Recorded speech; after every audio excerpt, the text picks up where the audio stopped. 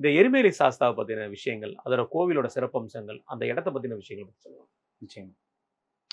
எரிமேலி அப்படிங்கிறது எருமை கொல்லி அப்படின்னு சொல்றது தான் எருமேலி அப்படிங்கிறது காலப்போக்கில் மறுவிடுச்சு.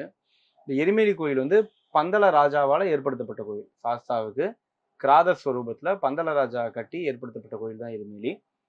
இப்போ இந்த எரிமேலியில் சுவாமி என்ன ரூபத்தில் இருக்கார் அப்படின்னா கிராத சாஸ்தா அப்படிங்கிற ஒரு அமைப்பில் இருக்கார். அதாவது சுவாமிக்கு அவர் சாஸ்தாவுக்கு வந்து பல ஸ்வரூபங்கள் உண்டு. பாட்டையுடைய 8 அவதாரங்கள் உண்டு, 8 ஸ்வரூபங்கள் உண்டு அப்படிங்கிற மாதிரி அஷ்டசாஸ்தான்னு சொன்னாலும் அந்த அஷ்டசாஸ்தாவை தாண்டி எக்கச்சக்க சுரூபங்கள் உண்டு சுவாமிக்கு. பல காலங்களில் மகாவிஷ்ணு மாதிரி, ஏன்னா மகாவிஷ்ணுவோட புத்திரன் தான் இல்லையா அவர். அதனால சிவன் விஷ்ணு ரெண்டும் சேர்ந்த ஸ்வரூபம் அப்படிங்கிறனால பல காலங்களில் பல ஸ்வரூபங்கள் அவதாரங்கள் எடுத்திருக்காரு. அதுல தான் விரும்பி ஏற்கக்கூடிய அவதாரம் அவருக்கு ரொம்ப பிடிச்ச ஸ்வரூபம் எது அப்படின்னா இந்த கிராதன் அப்படின்னு சொல்லக்கூடிய ஸ்வரூபம். ஏன்னா பல நிலைகள்ல இந்த கிராதன் அப்படிங்கிற ஸ்வரூபத்தை எடுத்திருக்காரு. இப்போ ஆரியங்காவில் வந்து அந்த சௌராஷ்டிர பெரியவரை காப்பாற்றுறதுக்கு சுவாமி வந்தது கிராதன் அப்படின்னு சொல்லக்கூடிய அந்த வேட்டைக்கு வருமா அப்படின்னு சொல்லக்கூடிய அந்த வேட்டையாடக்கூடிய அந்த பூதநாதன் ஸ்வரூபம் தான். அதே மாதிரி புராண காலத்துல சாஸ்தா புஷ்கலாதேவியை கல்யாணம் பண்ணும்பொழுதும் கிராதன் அப்படிங்கிற சுரூபத்துல வந்துதான் புஷ்கலாதேவியை ஆட்கொள்றாரு. அதே மாதிரி இங்கேயும் எரிமேலிலையும் சுவாமி இருக்கக்கூடியது வந்து பூதநாதன் அப்படின்னு சொல்லக்கூடிய இந்த கிராத ஸ்வரூபத்துல தான் சுவாமி இருக்கார். இந்த கிராத ஸ்வரூபம் அப்படிங்கிறது என்ன அப்படின்னா அந்த மகிழ்ச்சியை வதம் பண்றதுக்காக ஒரு கிராதனாக கிளம்பக்கூடிய ஸ்வரூபம் எரிமேலி.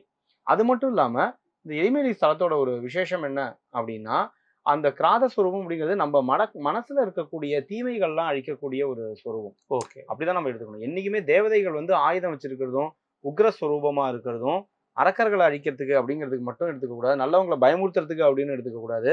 நம்ம மனதில் இருக்கக்கூடிய தீமைகளை அழிக்கிறதுக்கு அப்படின்னு எடுத்துட்டோம்னா தான் நம்ம வந்து சரியா இருக்கும். அதாவது அந்த சுவாமியோட தியான ஸ்லோகமே வந்து இதான் சொல்றது. ஆரூட பிரௌட வேக பிரவிஜத பவனம் துங்கதுங்கம் துரங்கம் சேலம் நீலம் வசான கரதர வலசத் கரண்ட கோதண்ட தண்டக ராகத்வேஷாதி நானாவித மிருகபடலி பீதிகிருத் பூத பிரத்தா. இது வந்து ஆதிசங்கரர் சொன்ன ஸ்லோகம், தியான ஸ்லோகம்.